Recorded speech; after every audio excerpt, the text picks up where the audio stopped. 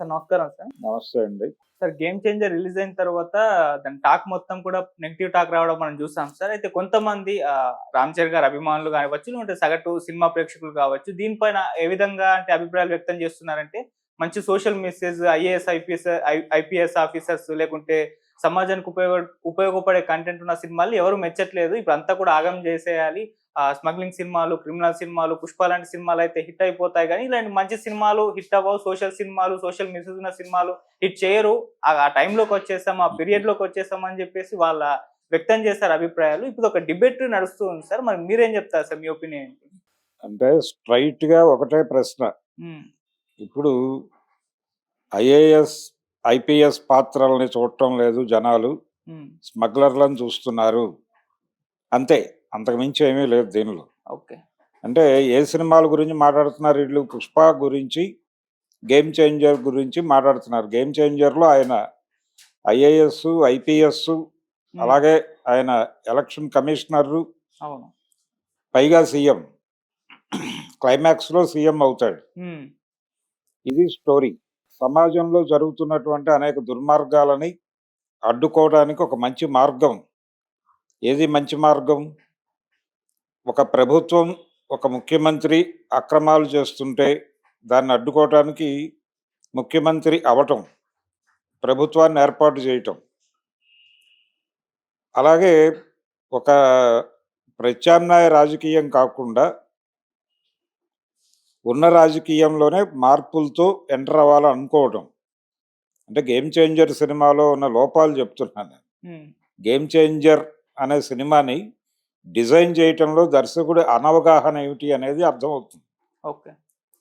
చివరికి ఎంత పేలవమైన చిత్రీకరణ అంటే, చిత్రీకరణ పరమైనటువంటి ఇబ్బందులు కూడా ఉన్నాయి ఆ సినిమాలో. హ్మ్. ఉదాహరణకు అప్పన్న పాత్ర చనిపోయేటువంటి సన్నివేశాలు ఉన్నాయి.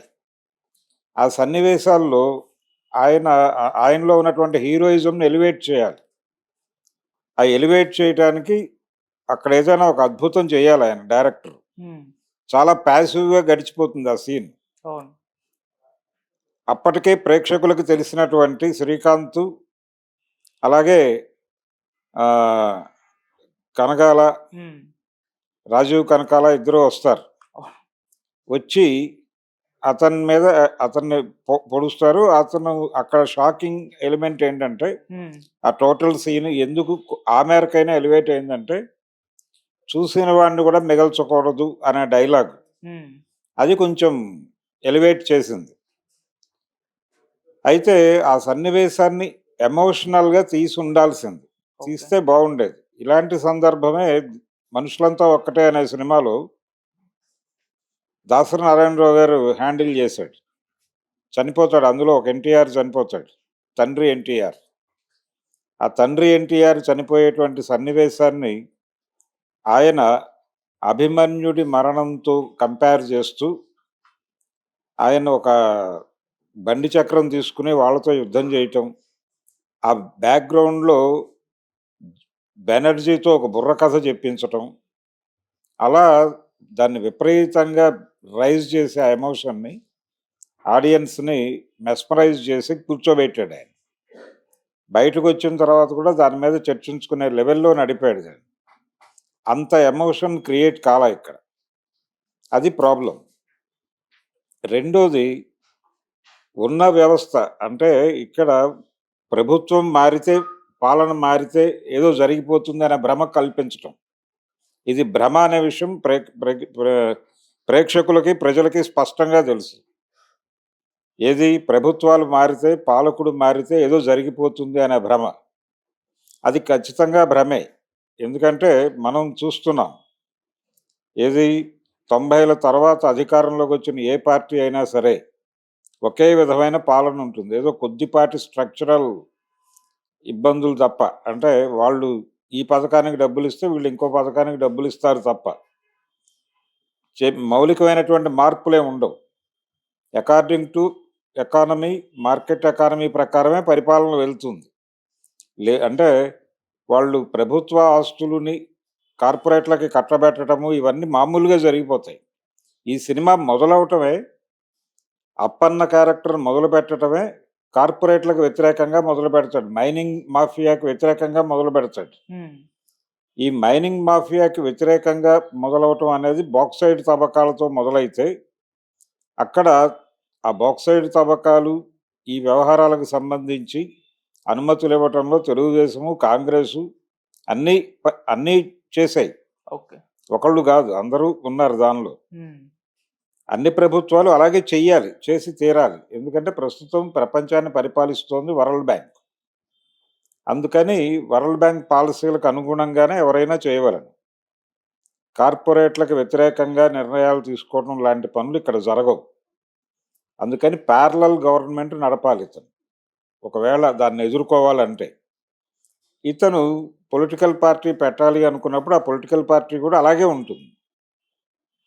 దాన్ని ఎస్టాబ్లిష్ చేశాడు బాగానే డైరెక్టర్. దాన్ని బలంగా చెప్పడంలో ఫెయిల్ అయ్యాడు. అతను రియలైజ్ అవ్వాలి, అప్పన్న క్యారెక్టర్ రియలైజ్ అవ్వాలి, ఉమ్, నేను తప్పు చేశాను అని. ఆ రియలైజేషన్ ఆవిడలో కూడా రావాలి, ఓకే. అతని వైఫ్ క్యారెక్టర్లో కూడా. ఆ రియలైజేషన్ మీద రెండో క్యారెక్టర్ నడవాలి.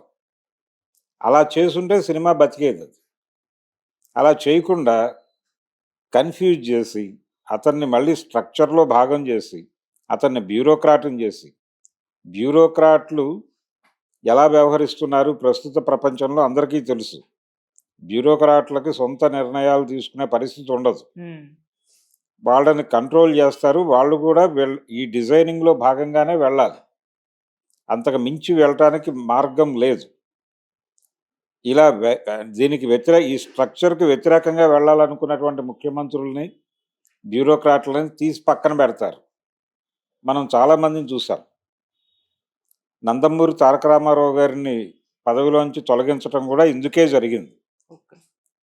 వారు మార్కెట్ ఎకానమీకి భిన్నమైనటువంటి మార్గంలో ఆయన నిర్ణయాలు ఉంటున్నాయనే ఉద్దేశంతోనే, అనుకూలమైన సమయంలో అననుకూల ముఖ్యమంత్రి అనే ఉద్దేశంతో తీసి పక్కన పెట్టారు ఆయన.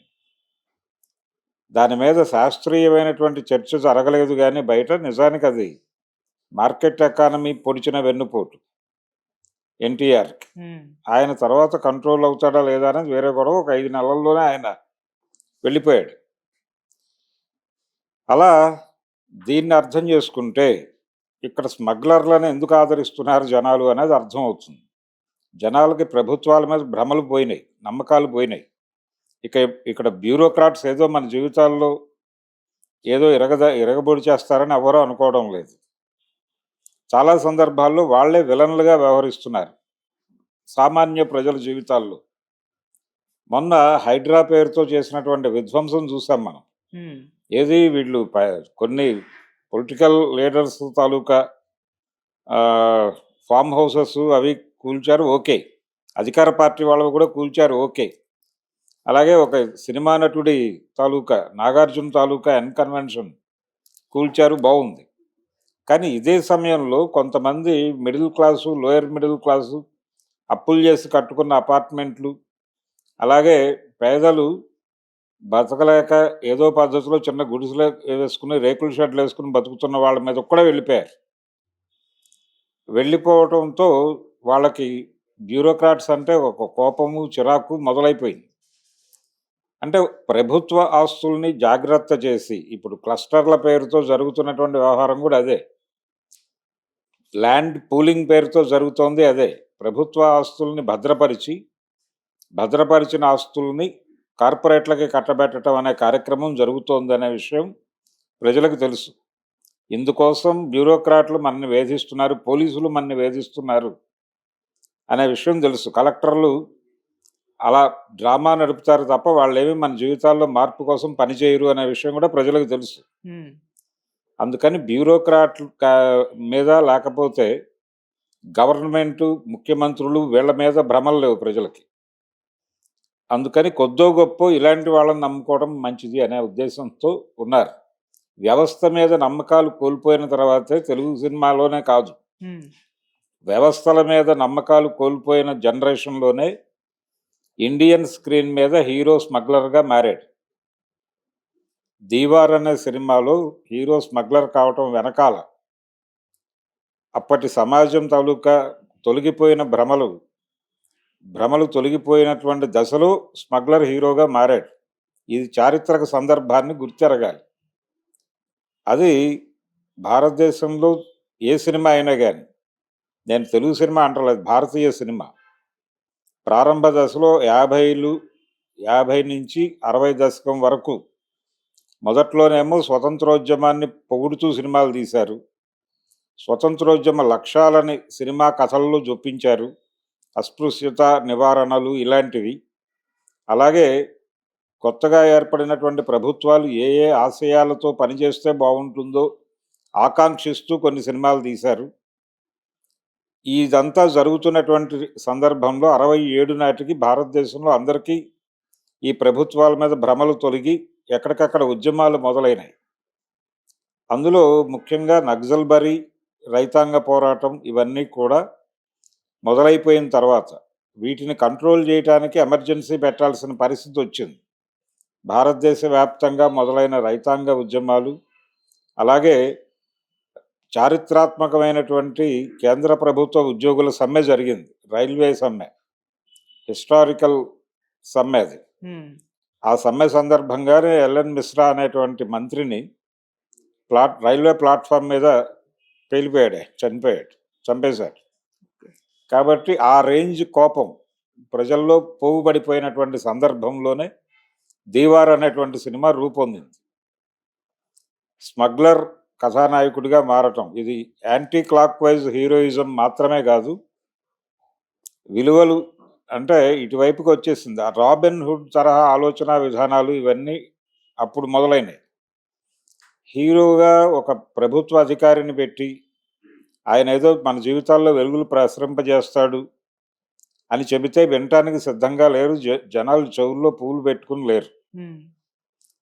ఇది కండిషన్. ఈ కండిషన్లో ఐఏఎస్ ఆఫీసర్ని, ఐపీఎస్ ఆఫీసర్ని విలన్లుగానే చూస్తున్నారు జనాలు, సాధారణ ప్రజలు. ఓకే, వాళ్ళు పెద్దలకి అంటే తమ జీవితాలతో ఆడుకుంటున్నటువంటి పెద్దలకి తానా అంటే తందానా ఆడేటువంటి మనుషులు తప్ప వాళ్ళు మన జీవితాల్లో వెలుగు ప్రసరింపజేస్తారని జనాలు అనుకోవటం లేదు. చాలా స్పష్టంగా ప్రభుత్వంలోకి వచ్చినటువంటి పాలకులు కూడా తమకేదో ఒరగబెడతారని అనుకోవడం లేదు. అందుకని ముఖ్యమంత్రుల కథలు ఎంఎస్ రెడ్డి గారు పోషించాడు ఆ సినిమాలో, అంకుశం సినిమాలో. అలాంటి పాత్రలను కూడా స్పేర్ చేసే మూడ్లో పబ్లిక్ లేదు. అందుకనే గేమ్ చేంజర్ సినిమా ఆ పరిస్థితికి వచ్చింది. పుష్ప సినిమాలో ఒక స్ట్రగుల్ ఉంది. ఆ క్యారెక్టర్లో దాన్ని ప్రాపర్గా ఎంబోజ్ చేశాడా లేదా డైరెక్టర్ అనేది పక్కన పడేస్తే ఒక స్ట్రగుల్ ఉంది. ఇది ఒక రకమైనటువంటి పరుగు పందెం వ్యవస్థలో ఉన్నాం మనం. ఎవడైనా సమర్థవంతంగా ఈ పరుగు పందెం వ్యవస్థలో ముందుకు వెళ్ళే ఛాన్సెస్ ఉన్నాయి. ఇదొక భ్రమ. ఈ భ్రమ కల్పించటమే లిబరలైజేషన్ ఉద్దేశం. ఈ పోటీలో ఎవరైనా పాల్గొని మీరు సక్సెస్ అయిపోవచ్చు. సక్సెస్ అవటం కోసం మీరు ఏం చేయాలనేది ఆలోచించుకోండి. ఎవరి కోసం మీరు వెసులుబాట్లు కల్పించక్కర్లేదు. మీకు ఎదగాలి అనే ఉద్దేశం మీకుంటే ఎదగటానికి అనేక మార్గాలు ఉన్నాయి. డబ్బులు సంపాదించడానికి అనేక మార్గాలు ఉన్నాయి. మీరు నిర్మోహమాటంగా ఆ మార్గంలోకి ఎంటర్ అవటమే చేయాల్సింది. చేస్తే మీరు ఎదిగిపోతారు. ఇది లిబరలైజేషన్ తాలూకా సిద్ధాంతం. ఆత్మ. ఓకే, ఆ ఆత్మని పట్టుకుని వాడు కదులుతాడు. పుష్ప అనేటువంటి క్యారెక్టర్. ఎదుగుదల అనేది క్రైటీరియా. ఎదగటానికి అవకాశాలు ఉన్నాయి, ఎదిగాడు అంతవరకే. దీన్నే చూస్తారు ఎవరైనా. ఆ ఎదగటం అంటే ఇప్పుడు ఈ లిబరలైజేషన్, లిబరలైజేషన్, ప్రైవేటైజేషన్, గ్లోబలైజేషన్, మనుషుల ఆలోచన విధానాలు